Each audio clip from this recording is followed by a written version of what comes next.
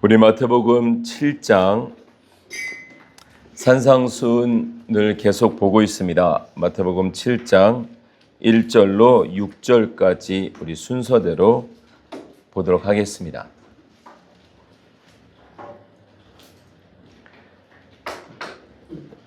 제어진 성경으로 신약성경 11쪽이고 마태복음 7장 1절로 6절입니다.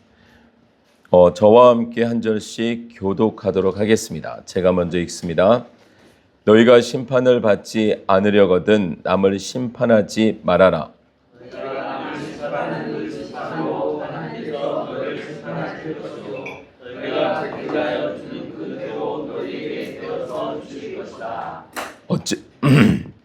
어찌하여 너는 남의 눈 속에 있는 티는 보면서 내 눈 속에 있는 들보는 깨닫지 못하느냐?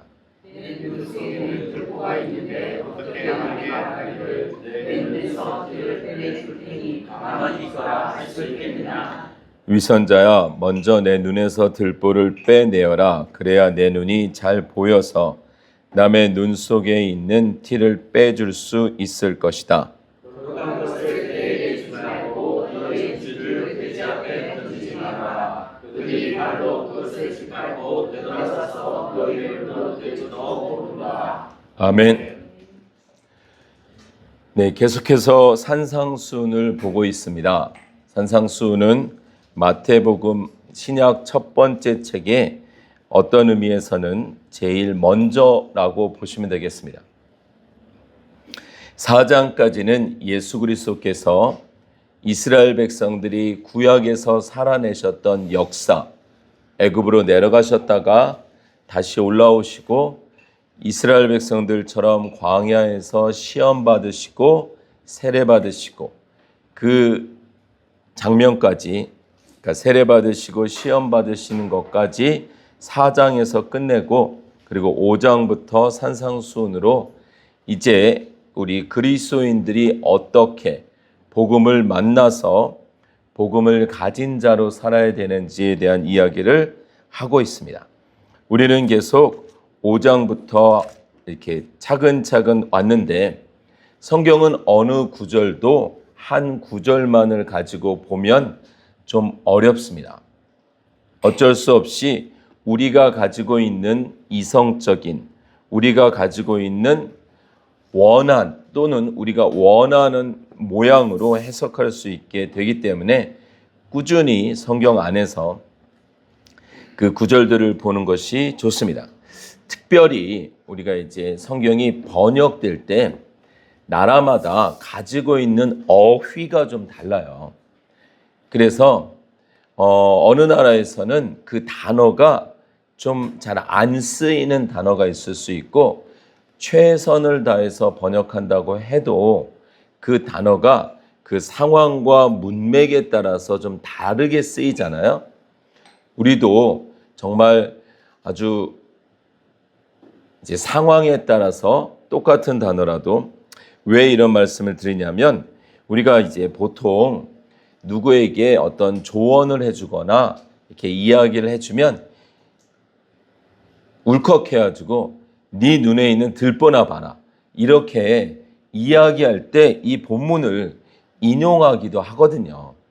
그래서 본문을 잘 알지 못하면, 흐름 속에 있는 이 내용을 잘 알지 못하면 이제 우리가 누군가에게 무엇을 말할 때도 불편하고 말을 들을 때도 불편하고, 또는 다른 사람들을 우리가 성경을 가지고 사람을 살릴 수도 있고 죽일 수도 있습니다.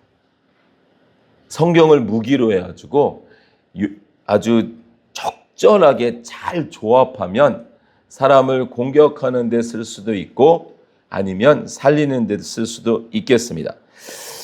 개역 개정까지는 요 단어, 너희가 심판을 받지 않으려거든 남을 심판하지 말아라, 이 심판이라는 단어가 비판으로 번역되어 있었어요. 그래서 더 느낌이 너희가 비판받지 않으려거든 비판하지 말아라, 이러니까 이제 더 불편한 표현이었어요. 그런데 이제 새 번역에선 심판이라는 단어로 번역을 했는데 사실 이 단어는 이제 원어적으로 이 단어는 상황에 따라 분별, 판단, 정죄, 비판, 판결, 평가 다 될 수가 있어요. 그러니까 그 상황과 이제 대화에 따라서 그래서 우리가 자칫하면 난 그냥 말을 안 해야 되겠구나.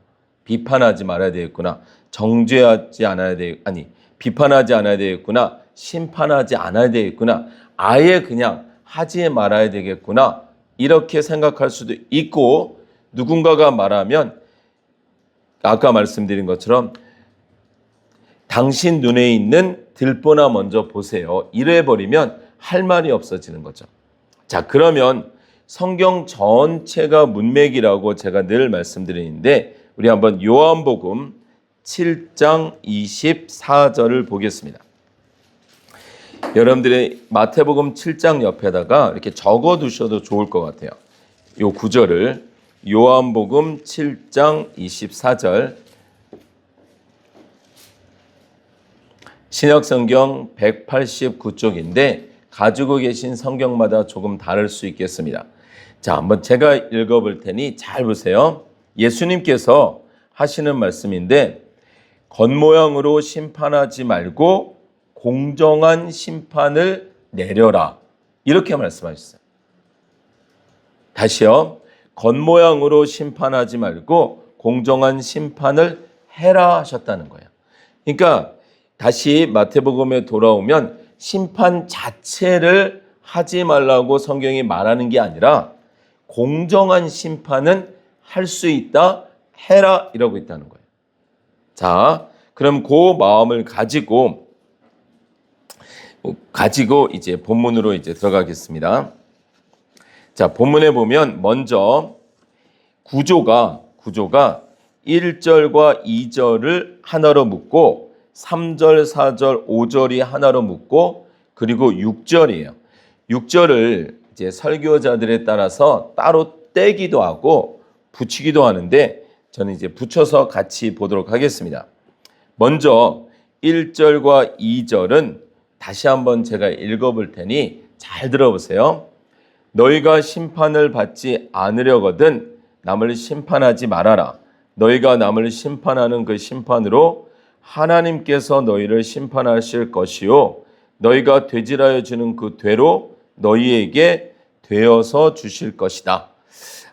한마디로 줄이면 어떤 의미에서의 심판을 말라라는 거예요. 어떤 의미? 아까 제가 말한 것처럼 이 단어가 분별, 판단, 평가, 판결, 비판, 정죄 이 단어, 이 의미 중에 하나예요. 그래서 이제 일단 1절, 2절에서는 심판하지 말아라 라는 의미를 이제 가지고 3절로 가는데 요 심판, 결국 성경 전체적인 문맥에서 말하는 요 심판이라는 의미는 정죄예요. 그러니까 너희가 정죄를 받지 않으려거든 남을 정죄하지 말아라 라는 의미가 더 가깝습니다. 그래서 그냥 심판하지 말라를 남에 대한 판단을 하지 말라로 해석해도 되겠고 그러나 조금 이제 전체적인 문맥 아까 요한복음에서도 우리가 7장을 봤으니까 조금 빈약한 해석이고 판단하다, 분별하다 그러니까 지금 여기서 심판이라는 단어가 말을 하는 사람과 듣는 사람에 따라서 하는 사람과 듣는 사람에 따라서 말하는 사람이 잘 분별해서 이야기해 주는 건 좋으나 상대방을 공격하기 위해 정죄하는 건 하지 말라. 이런 이제 느낌으로 가는 거예요. 그래서 우리가 분별력은 필요하나 그 분별력에 사랑을 더해서 하라라는 이제 그런 의미가 있어요. 우리가 이렇게 사람들이 교제하다가 보면 가끔 좀 불편한 상황이 있어요. 어떤 상황이냐면 상대방이 이제 눈곱이 이렇게 붙어 있어요. 그러면 말을 해주기도 그렇고 안 해주기도 그렇고 1대1로 있으면 끝까지 나 혼자 참으면 되는데 옆에 딴 사람도 있으면 다 보고 있는 거 아니에요, 그 사람을. 누군가는 한번 얘기를 해줘야 빨리 떼고 되는데 누가 얘기를 해줄까요? 그리고 또 식사 후에 이제 이 사이에 고춧가루가 아주 큰 게 껴 있어요. 근데 그 사람이 모르는 거예요. 그 사람 잘못도 아니고. 그러면 누군가가 용기 있게 조용히 메모장에 써주든지 뭐 어떻게 얘기를 해줘야 되는데 이것조차도 하지 말라라는 게 아니라는 거예요. 왜 얘기를 해줄까요? 빨리 얘기해줘서 저 사람이 당황스러워. 나중에 끝나서 집에 가서 딱 거울을 보는 순간 좀 무척 당황할 거 아니에요. 그러면서 아무도 왜 나에게 얘기를 안 해줬을까? 계속 나만 보면서 웃은 거 아니야? 그러면서 더 불편한 상황이 될 수 있는 거죠. 그러니까 우리가 누군가에게 무엇인가 말할 때는 내가 말하는 근거가 무엇인가? 그냥 놀려주려고, 아니면 더 마음을 어렵게 하려고, 아니면 빨리 그 사람을 도와주기 위해서. 그러면 내 마음 안에 사랑이 근거인가, 아니면 정죄가 근거인가, 이런 거죠. 그래서 때로는 그냥 좋은 게 좋은 거야. 그러면서 그냥 둘이 뭉실한 분이 있어요. 둘이 뭉실한. 절대 남에게 섭섭하고 힘들고 속상한 얘기 막 이렇게 안 하는. 그래서 그냥 둘이 뭉실하게 다 좋은 것 같은데 우리가 아는 대로 사랑의 반대말이 뭐죠? 무관심이에요. 그냥 이렇게 술렁술렁 넘어가는 건데 아까도 말씀드렸지만 성경이 전체가 문맥이라고요. 전체가. 그래서 성경을 전체를 꾸준히 읽다 보면 어느 단어가 우리가 알고 있는 국어적인 단어는 심판이에요. 그러나 이건 심판이 아니구나. 최선의 번역이지만 전체적인 문맥에서 가는 거죠. 예를 들어서 예레미야 6장을 가겠습니다. 구약성경 예레미야 6장 13절.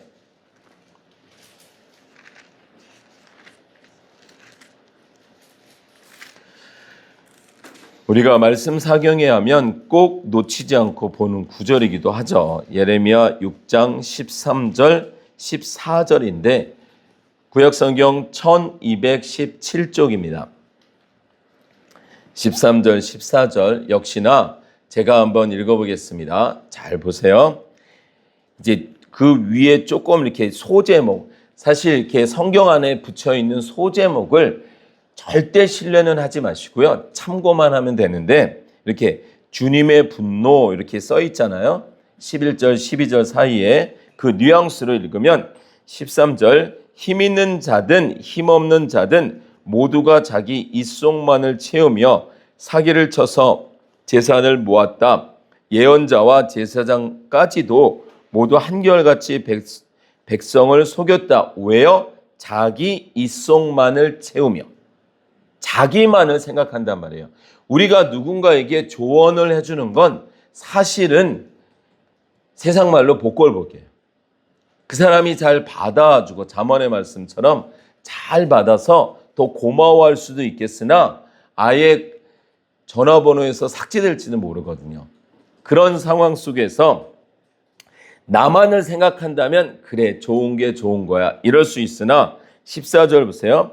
백성이 상처를 입어 앓고 있을 때에, 그러니까 누군가가, 우리는 여기 구약 시대 때는 제사장이 있었고 대제사장이 있었고 레위인이 있었고 이러하지만 신약 시대 때는 예수 그리스도가 십자가에서 죽으심으로 성전 휘장이 찢어져서 역할이 다를 뿐이지 상하 구조가 아닌 걸 알잖아요. 그러니까 누가 내 형제의 어머니냐 이런 개념으로 보면 우리가 서로 그리스도인의 신앙의 경주를 할 때 누군가를 바라볼 때 정말 그냥 미워서 아니면 쫓아내기 위해서 안 보려고가 아니라 정말 마음에 사랑함으로 안타까워서 무엇인가를 해주려고 하는데 또 말을 하는 사람도 중요하지만 받는 사람도 중요하니 이 관계가 그러나 중요한 건 백성이 상처를 입어 앓고 있을 때 괜찮다고 말하지만 괜찮기는 어디가 괜찮으냐. 분명히 환자의 상태를 진찰한 의사 선생님이 볼 때에 큰일 났거든요. 이대로 가다가는 격리가 되지 않으면 많은 사람에게 전염이 된다든지 이대로 가면 오래 못 살 거가 오래 못 사나 빨리 치료가 들어가면 회복이 될 수 있다. 그러면 단호하게 해야 되는데 괜찮습니다. 이렇게 말해버리면 안 된다는 거죠. 자, 다시 우리 마태복음 7장으로 돌아오겠습니다. 그래서 우리가 1절, 2절에 심판이라는 단어를 잘 이해하셔야 된다는 거예요. 분별이라는 단어가 오히려 더 맞을 수 있어요. 그러니까 너희가 잘 분별하여서 해야 된다라는 이제 표현으로 그러면 이제 3절, 4절, 5절은 무엇을 얘기하냐면 어찌하여 제가 한번 읽겠습니다. 마태복음 7장 3절, 4절, 5절 어찌하여 너는 남의 눈 속에 있는 티는 보면서 내 눈 속에 있는 들보는 깨닫지 못하느냐. 실제로 이렇지는 않아요. 다른 사람에게는 티만 있는데 우리 눈 속에 들보가 또 얼마나 커요? 이건 이제 의미적으로 우리 모두에게 부족함이 있겠으나 내 눈 속에는 들보가 있는데 어떻게 남에게 말하기를 내 눈에서 티를 빼내 줄 테니 가만히 있어라 할 수 있겠느냐. 위선자야 먼저 내 눈에서 들보를 빼내어라. 그래야 내 눈이 잘 보여서 남의 눈 속에 있는 티를 빼줄 수 있을 것이다. 참 쉬운 것 같으면서 어렵습니다. 이 내용이 그냥 아주 간단하게 네가 더 잘못한 게 많잖아. 이러면 그냥 되는 본문이지만 과연 예수님이 그 귀한 싸움 중재하기 위해서 이 중요한 신약 첫 번째 책에 그 정도 말씀이셨을까? 근데 그것도 괜찮으나 어쨌든 3절, 4절, 5절은 우리를 먼저 돌아보라라는 거예요. 누군가에게 무엇이 분별이든 정죄든 판단이든 심판이든 먼저 나를 돌아보라라는 말의 중심입니다. 그런데 이 내용만 딱 뽑아서 성경에서 7장 1, 2, 3, 4, 5절만 딱 뽑아서 액자를 만들어 놓으면 맞습니다. 그 정도로 해석되는 게 맞겠습니다. 그래서 사실은 성구 액자가 너무 좋지만 보는 사람에 따라서 전체적인 이제 의미를 알고 보는 사람은 오해를 하지 않는데 전체적인 의미를 모르면 오해할 수 있어요. 내가 생각하는 대로. 자, 그래서 제가 6절을 겸해서 설교를 오늘 하고 있는 건데 다시요. 나를 돌아보라고 할 때는 내 안에 사랑을 기반으로 한 것인지 또는 내가 할 수 없으니 나도 안 하고 있으니 말하지 말자. 나도 성경 안 읽고 있으니 말할 수 없지. 나도 우리 자녀들 때 공부 안 했으니 공부하라고 할 수 없지. 이렇게 자꾸 그런 쪽으로 연결해서 아니면 듣는 사람이 그럼 엄마는 저처럼 열심히 공부하셨어요? 이렇게 말한다든지 아니면 저도 엄마가 성경 읽는 걸 본 적이 없는데요. 이렇게 나올 거에 대한 두려움, 염려 또 그렇게 말해도 안 되고 자꾸 요런 쪽 그 정도 레벨로 이 본문을 보면 역시 빈약한 해석이에요. 그래서 본문을 조금 더 이제 들어가 보도록 하겠습니다. 1절부터 5절까지 내용을 보면 그래 나 잘하자. 나 잘하고 남도 잘하겠거니 생각하면 되지. 하지 말라고 비판도 하지 말고 내 눈에 있는 들보나 보라고 하시니 그 정도면 괜찮은데 자 과연 우리가 이제 성경 전체를 이해할 때 우리 안에 이루어지는 성화는 모두가 거기서 거기에요. 정말 내가 말할 수 있는 어떤 위치까지 되려면 어쩌면 영원히 말을 못할지도 몰라요. 그럼 여기서 말하는 것이 그냥 상대방에 대한 조언 아니면 충고 뭐 그 정도 선일까? 그것도 역시 맞겠으나 자, 그러면 한번 6절로 먼저 가볼게요. 6절에 보면 뜬금없이 사실 6절은 산상수훈에 좀 맞지 않는 분위기예요. 계속 염려하지 마라 뭐 이렇게 오다가 자, 거룩한 것을 개에게 주지 말고 너희의 진주를 돼지 앞에 던지지 말아라. 지금 단어만 다를 뿐이지 어떤 의미가 반복되는 거예요. 거룩한 것과 진주가 같고 개와 돼지가 같고 주지 말라 던지지 말라가 이제 반복이에요. 그러니까 내가 진실로 진실로 너에게 이르노니 또는 요셉이 꿈을 2번 겹쳐 꾸고 바로왕이 2번 겹쳐 꾸고 이런 것처럼 무엇인가에 대한 강조. 요한계시록은 그래서 심판이 3번 나오죠. 더 확실한 거죠. 자, 그러면 여기서 거룩한 것, 구약시대 때는 거룩한 것이 성물이었어요. 제사 때 쓰이는 또는 성막에서 쓰여지는 도구들.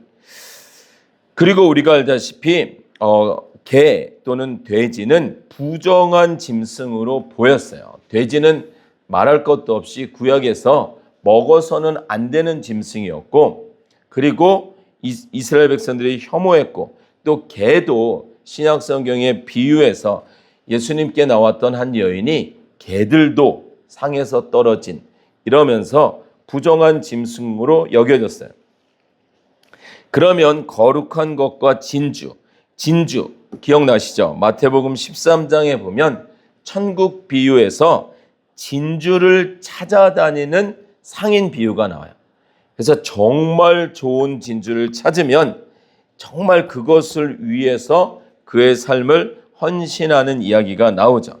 그래서 이 내용을 종합해 보면 여기에서 말하는 거룩한 것은 구약적인 개념이 아니라 신약으로 와서 그 진주를 이야기하는 거구나. 그러니까 천국 비유에서 그 진주를 발견한 우리 한번 가볼까요? 마태복음 13장. 자, 이제 오늘의 본론이자 결론입니다. 잘 들어보세요. 자, 13장은 우리가 아는 대로 여러 비유장과 같은 아주 예수님이 하늘나라, 하나님 나라, 천국에 대한 비유를 하시는데 45절 보세요. 또 하늘나라는 좋은 진주를 구하는 상인과 같다. 그가 값진 진주 하나를 발견하면 가서 가진 것을 다 팔아서 그것을 산다. 이렇게 나오잖아요. 맞죠? 2절이지만 어렵지 않죠. 근데 여기서 또라는 단어가 붙였잖아요. 또라는 거는 앞에 것과의 연결인데 44절에 하늘나라는 이렇게 나오면서 밭에 숨겨놓은 보물과 같다. 그러면 45, 46절에 또 하늘나라는 좋은 진주, 그러면 앞에 44절에 보물과 좋은 진주가 같고, 그리고 어떤 사람이 44절에 어떤 사람이 발견하는데 45절에는 그 어떤 사람이 상인으로 나오고, 또 44절에 어떤 사람이 밭에 숨겨놓은 보물을 발견하면 46절에도 그 진주 하나를 발견하면, 그리고 그 44절에 그 발견한 사람이 어떻게 했어요? 집에 돌아가서는 가진 것을 다 팔았어요. 46절에도 그 진주를 발견한 사람이 다 팔았어요. 맞죠? 어렵지 않으시죠? 맞죠? 그래서 다시 이제 마태복음 7장으로 오시면 그러면 그 진주가 복음을 말하는 거구나. 하나님의 나라를 말하는 거구나. 하나님의 말씀을 말하는 거구나. 이 세상에서 찾을 수 없는 진짜를 말하는 거구나. 이렇게 좀 정리가 되어지시죠. 그래서 거룩한 것은 복음, 하나님의 말씀, 하나님의 나라, 진주도 예수 그리스도, 하나님의 나라, 복음, 이것과 연결이 된단 말이에요.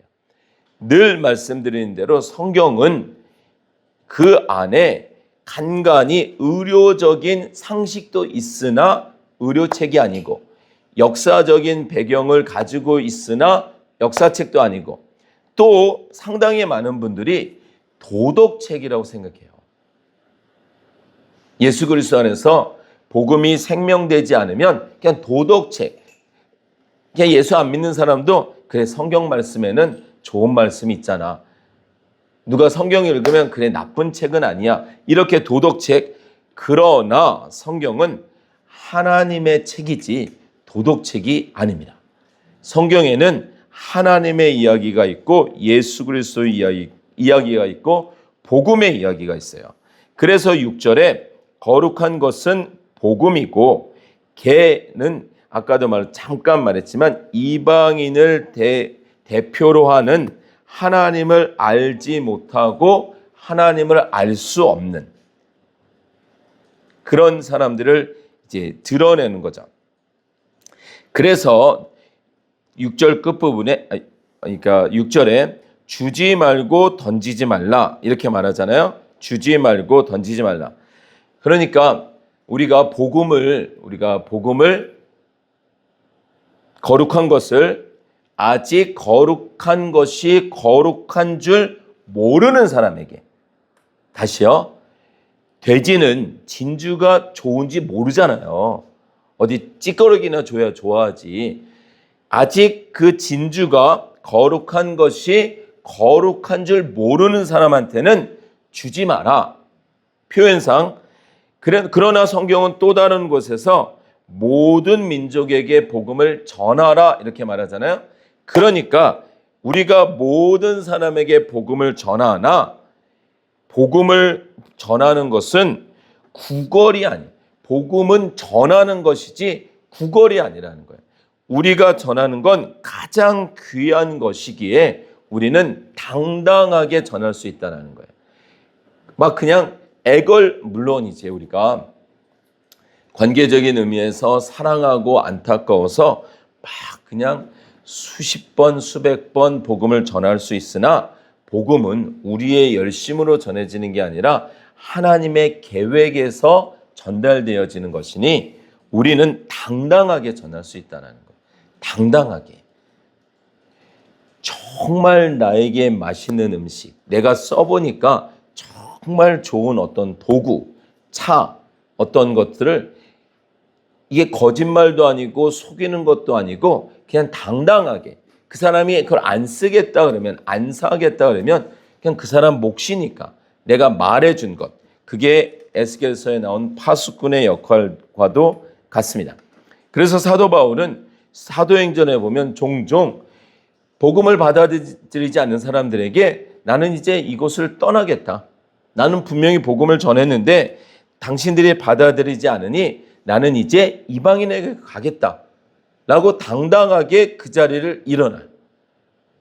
물론이지 유대인들에 대한 안타까움은 있었으나 정말 그 복음을, 자 그러면 이제 6절이 조금 정리가 되셨죠.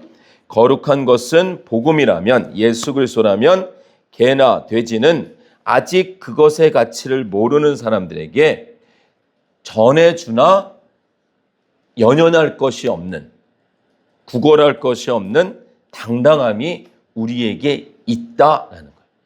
자, 그러면 이제 이 6절의 분위기를 가지고 3절, 4절, 5절로 가는 거예요. 자, 3절에 보면 다시 어찌하여 너는 남의 눈 속에 있는 티, 내 눈 속에 있는 들보. 기억나시죠?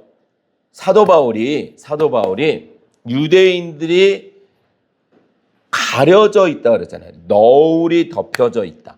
너울이 덮여져 있으므로 하나님을 만날 수 없는 그 이야기를 하잖아요. 그 이야기가 어디에 있을까요? 우리 고린도 후서 한번 가볼까요?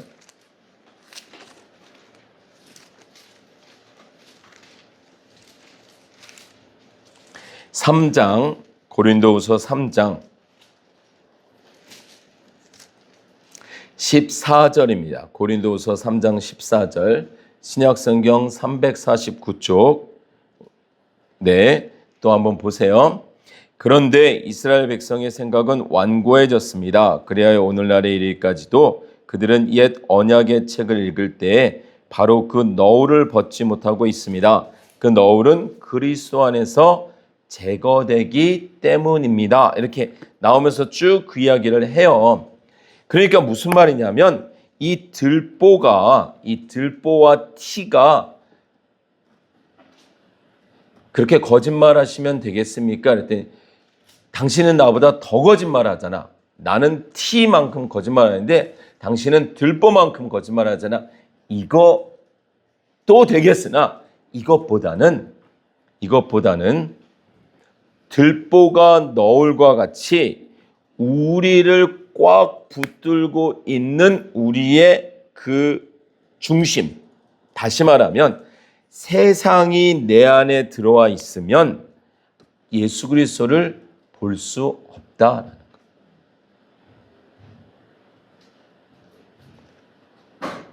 그 들보와 같은 세상, 그 기복적인 예수님이 그저 그러니까 예수님을 통해서 이 땅에 무엇을 더 이루고 받길 원하는 사람들에게는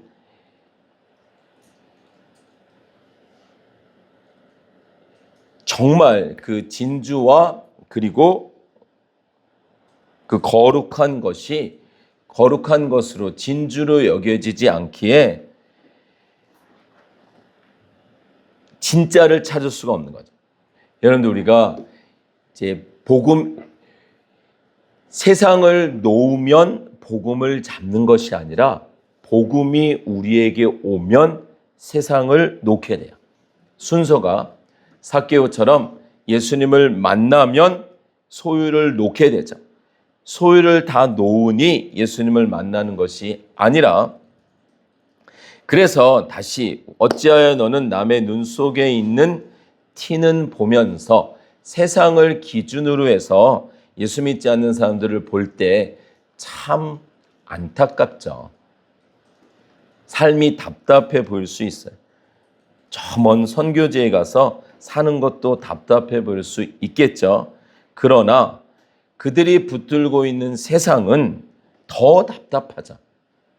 더 안타깝고 주님의 때에 다 결론이 나니까 그래서 여러분들이 이 본문을 남에 대한 어떤 판단과 정죄 그 선에 머무르셔도 되겠고 그래서 그래 나도 못하는데 뭐 남한테 무슨 말 하랴 하고 그 정도 선에서 생각하고 적용하셔도 되겠고 요 본문을 6절과 연결시켜서 거룩한 것과 진주를 하나님의 나라 복음으로 연결해서 3절부터 나와 있는 3절, 4절, 5절에 나와 있는 내용이 그 티와 들보라는 그 엄청난 차이가 세상에 붙들려 있는 사람은 참 그들의 눈에 볼 땐 그들의 가치로 볼 땐 그들의 힘의 기준으로 볼 땐 그리스도인들 세상을 놓고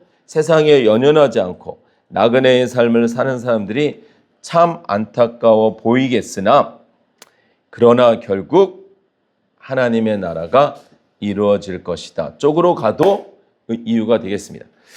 제가 이제 여기까지가 오늘 본문 설명이고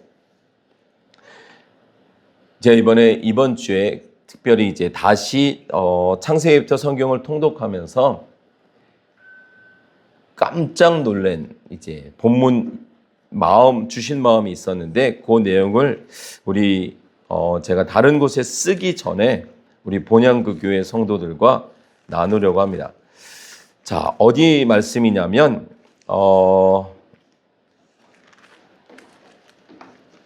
야곱과 그의 부인들에 대한 이야기인데 자, 창세기 30장 23절 24절 내용이에요. 창세기 30장 23절 24절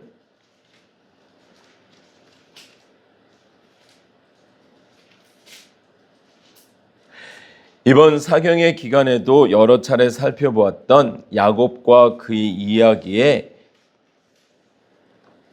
한 부분인데 라헬이라는 한 사람을 이렇게 보는데, 물론 야곱의 부인은 우리가 아는 대로 4명이었습니다. 그러나 실제적인 경쟁자 구도는 언니 레아와 라헬이죠. 맞죠? 자, 한번 제가 설명을 잘 해볼 테니 들어보세요. 레아와 라헬이에요. 그런데 레아는 자녀를 많이 낳고 라헬은 자녀를 못 낳았어요. 근데 남편인 야곱은 누구를 사랑해요? 라헬을 사랑해요. 그러니까 레아도 마음이 어렵고 라헬도 마음이 어렵죠. 근데 요 구조가 성경 어딘가에도 또 있지 않으세요? 한나와 분인나. 남편인 엘가나가 있고 분인나와 한나가 있는데, 이 분인나는 자녀들이 있어요. 한나에겐 자녀가 없어요. 그런데 두 상황에 동시에 하나님이 주관자라고 밝히고 있어요. 하나님이 태를 열지 않으셨다. 하나님이 아직 허락지 않으셨다. 주체는 하나님이시고, 그리고 레아와 라헬 구조에서 레아는 사랑받지 못하나 아이들이 있고, 라헬은 사랑은 받으나 자녀가 없고, 엘가나의 사랑을 받는 한나는 사랑은 받으나 자녀가 없고, 그리고 분인나는 사랑은 못 받는데 자녀들이 있고, 요 상황이에요. 요 상황에서 이제 오늘 본문 이제 끝부분에 연결해서 요 본문을 보세요. 30장 23절. 하나님이 22절부터 보면, 하나님은 라헬을 기억하셨다. 하나님이 라헬의 호소를 들으시고 그의 태를 열어주셨다. 닫으신 분이 누구셨는데요? 하나님이. 안 열어주신 분이 하나님이셨어요. 근데 하나님이 열어주셨어요. 그리고 23절, 그가 임신을 해서 아들 낳으니 라헬에게 아들이 생겼어요. 그러면 요때 여러분들은 어떻게 생각하실래요? 하나님이 나에게 주셨으니 하나님께 감사와 하나님이 정말 좋으세요? 아니면 하나님이 나에게 주셨으니 이것 주신 게 좋으세요? 이해가 되세요? 우리가 신앙생활을 할 때 아까 들보와 티 이야기 나왔는데, 우리의 신앙의 중심이 하나님인지 하나님으로부터 받을 그 무엇인지를 이야기하는 거예요. 라헬은 아들을 받았는데 뭐라고 얘기하냐면, 라헬은 그 아이의 이름을 지을 때 주님께서 나에게 또 다른 아들 하나 더 주시면 좋겠다. 라헬에게 하나님은 주시는 사람, 주시는 분, 공급자예요, 공급자. 그러니까 라헬의 기쁨은 받은 아들이고 더 받았으면 좋겠는 거예요. 아마 둘째를 받아도 또 받고, 그러니까 무엇인가 하나님으로부터 받을 그 무엇, 그게 기쁨인 거죠. 근데 어쨌든 성경에 기록된 것이니 맞춰지는 이야기일 수도 있으나, 라헬은 그 둘째 하나 더 받았으면 좋겠다는 그 둘째를 낳으며 죽습니다. 라헬의 마음, 그 기쁨의 근원, 아들, 우리의 기쁨의 근원이 세상의 어떤 것, 무엇인가를 열심히 해서 받았는데 하나님 또 주세요. 그러면서 그것에 두면 결국 그 아이 낳다가 죽어요. 근데 한나는 거의 대동소이한 상황이잖아요. 사무엘상 한번 가보겠습니다. 사무엘상 2장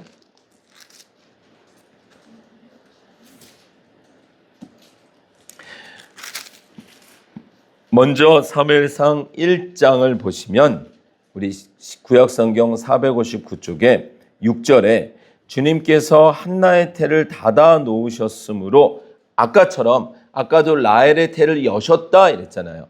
그러니까 지금 닫아 놓으셨다, 이게 맞죠? 거의 비슷해요, 상황이. 그래서 한나도 어떻게 됐어요? 아이를 낳았어요. 아들을 낳았어요. 그런데 한나는 2장 1절에 한나가 기도로 아뢰었다. 주님께서 나의 마음의 기쁨을 가득 채워주셨습니다. 2장 1절 후반절에 주님께서 나를 구하셨으므로 내 기쁨이 큽니다. 2절에 주님과 같은 분은 없습니다. 그러니까 차이가 뭐냐면 라헬은 아들을 받고 또 받기를 원하고 하나님은 공급자로서 멈췄다면 한나는 그 아들을 낳으면서 하나님을 받았다는 거예요. 세상의 어떤 힘이 아니라. 그래서 한나는 나중에 물론 더 아들 셋과 딸 둘을 낳았지만 그건 그냥 덤인 거예요. 덤. 안 줘도 되는. 그래서 한나는 그 아들, 생명과 같은 아들, 우리말로 불임이기 때문에 더 나올 수 있을지 없을지 모르는 상황에서 그 아들은 드리고 하나님으로 채우고. 그런데 꽤 많은 사람들이 하나님으로 안 채우고 하나님으로 받을 것으로 채우는 거예요. 거기에는 끝이 없다는 거예요.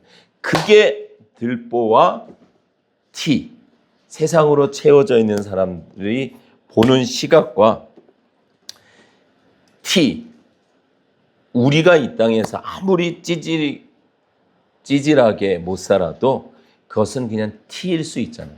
영생이 있으니까. 그러나 세상의 힘을 가진 사람들의 눈에 볼 땐 어리석어 보일 수 있죠. 그러나 사실은 그들이 들보를 가지고 있죠. 왜요? 이 땅밖에 없기 때문에. 그래서 거룩한 것은